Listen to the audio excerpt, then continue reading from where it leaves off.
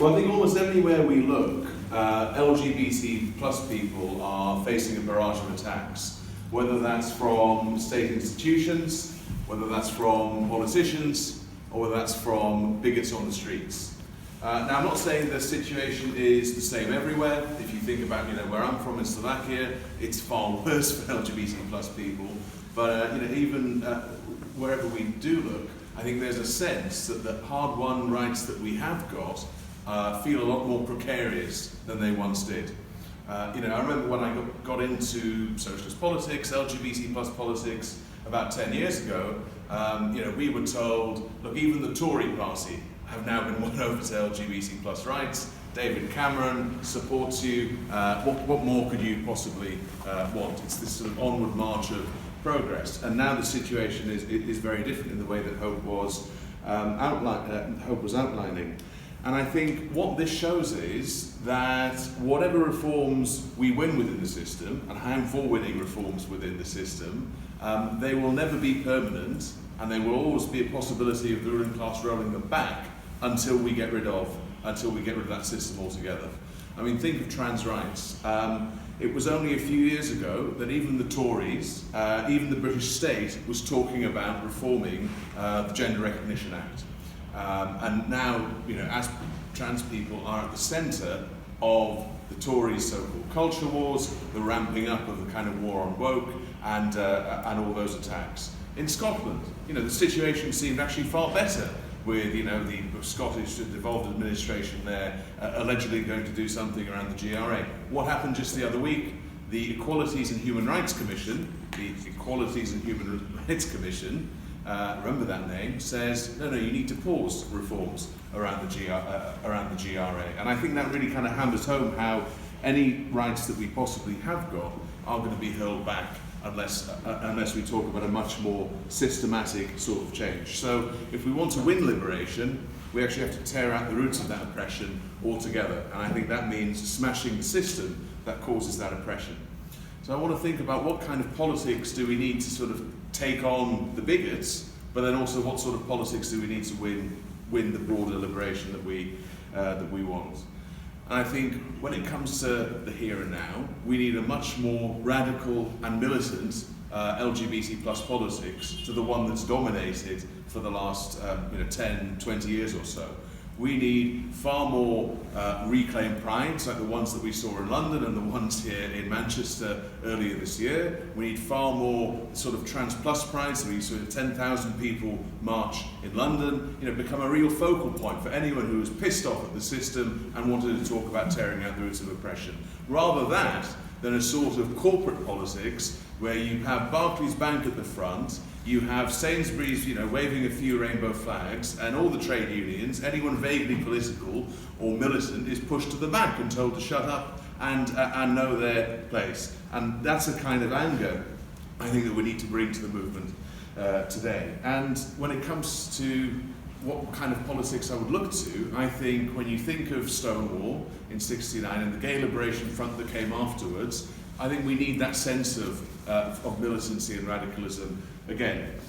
One of my sort of heroes from the Gay Liberation Front was someone called Martha Shelley, and she was scornful of the way liberals were only willing to give a friendly smile of acceptance, and she was saying, this isn't enough. We don't just want to pat on the head and say you can have some rights too. Here you can have your little share of the pie. And she says that we are shaking off the chains of self-hatred and marching on the citadels of power. And I think once again we want to march on those citadels of power in the way that the GLF was talking about, and actually and give them a proper run for their money.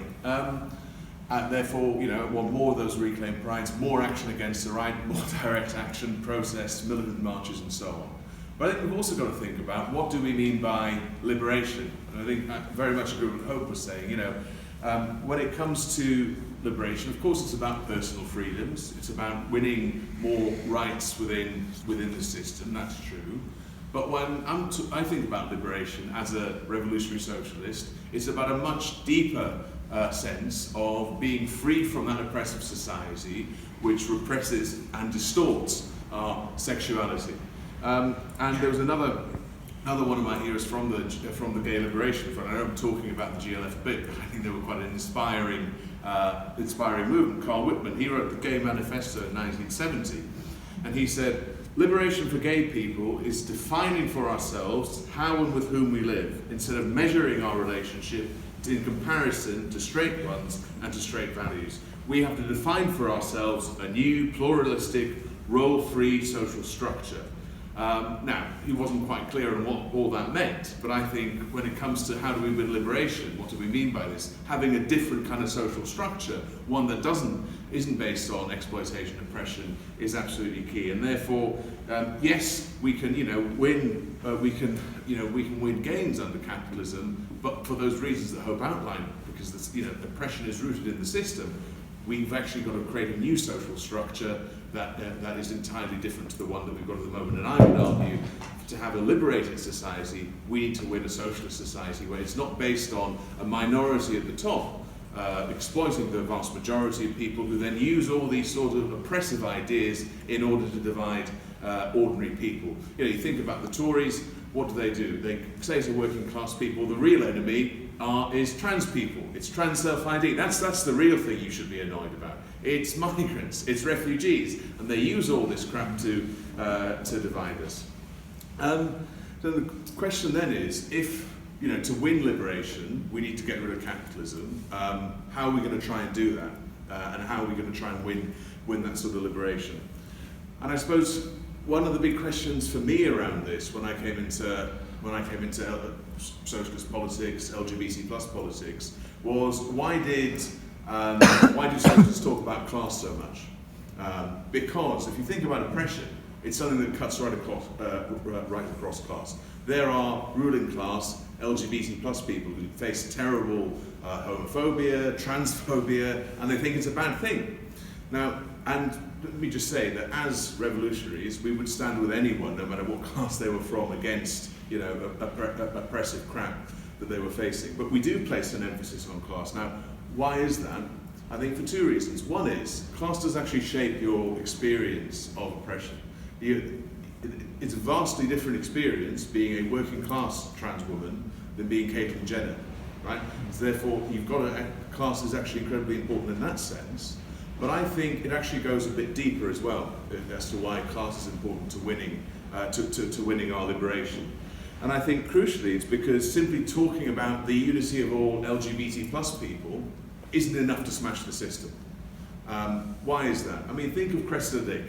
Cressida Dick, who thankfully is no longer the head of the Met, was forced to, a Metropolitan Police were forced to step down, should have gone far sooner, by the way.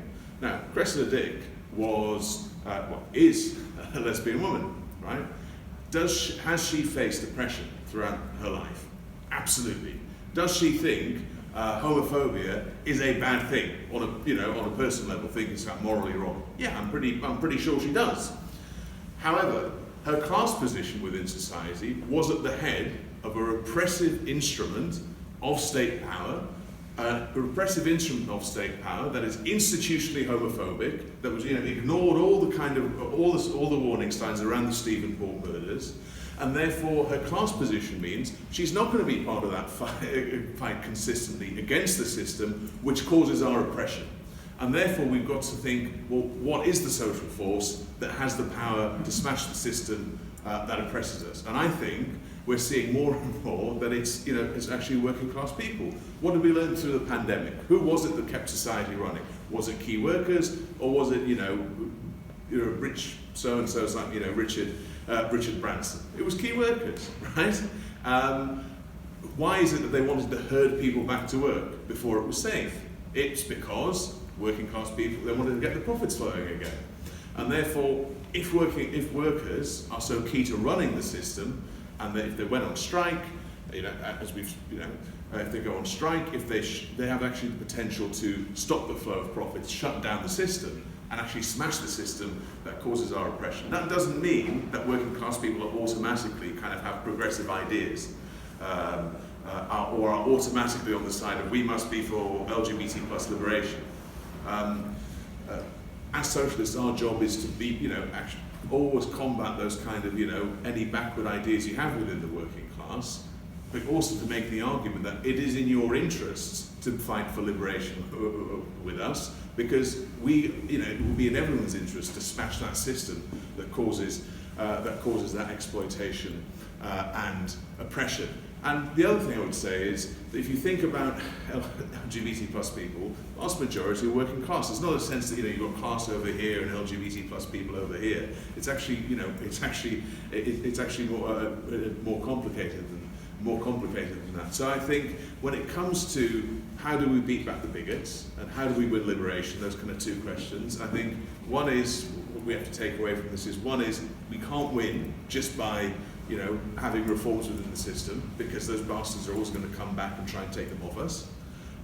We need a more militant politics, a radical politics that says, pride is a protest, Stonewall was a riot. We need more of that sort of stuff. We need more people taking on the homophobic cops. We need much more of that sort of thing. But also we have to have an argument and say, look, if we are to win liberation, it's not enough to just win for the next reform. We've got to actually talk about smashing the system and uprooting that oppression altogether, because Hope is absolutely correct. Oppression hasn't always existed, and that was revelatory when I came into socialist politics. Because why? Because if it hasn't always existed, it means we can have a society once again where it doesn't exist. So we have a whole world to fight for. And that means let's have a militant politics, but also let's have a socialist politics which talks about smashing this whole system.